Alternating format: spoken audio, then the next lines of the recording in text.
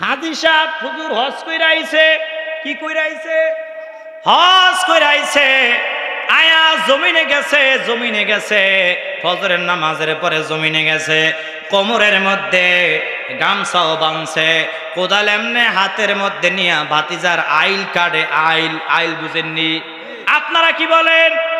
আইল করার জিকির করে, আইল কাটে আর জিকির করে লা ইলাহা ইল্লাল্লাহ। এমনি কইরা জিকির করে আর আইল কাটে।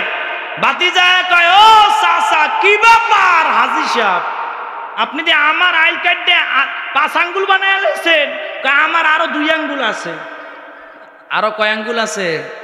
2 আঙ্গুল আছে। এরকম কিছু হাজী সাহেব আছে না নাই? আছে না নাই? সুদখোর আছে না নাই? 5 ওয়াক্ত নামাজ পড়ে, কপালে দাগ ফেলায় দিছে, চান্দিতে দাগ পড়ে গেছে, এমনি কপালে 2টা দাগ পড়ে গেছে। নামাজ পড়তে পড়তে হাঁটুতে দাগ হয়ে গেছে, কনুইতে দাগ হয়ে গেছে। আহারে নামাজি এখনো সুদের টাকা ছেড়ে দেয় না। আছে না নাই? এদিকে নাই, আসেনিও। আহা সব দিকে আছে হুজুর, সব দিকে আছে। যেন যাই হ্যানি দেহি এই বন্ড নামাজি আছে। ঠিক কিনা জোরে বলেন?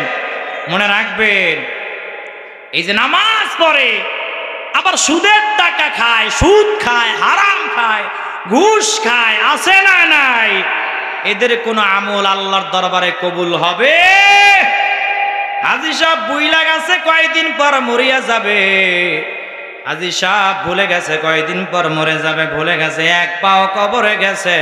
কিন্তু হাজী সাহেব এখনো আইল ঠেলা, জাগা ঠেলা ঠেলি, সীমানা ঠেলা ঠেলি ছাড়তে পারে নাই। আছে না নাই?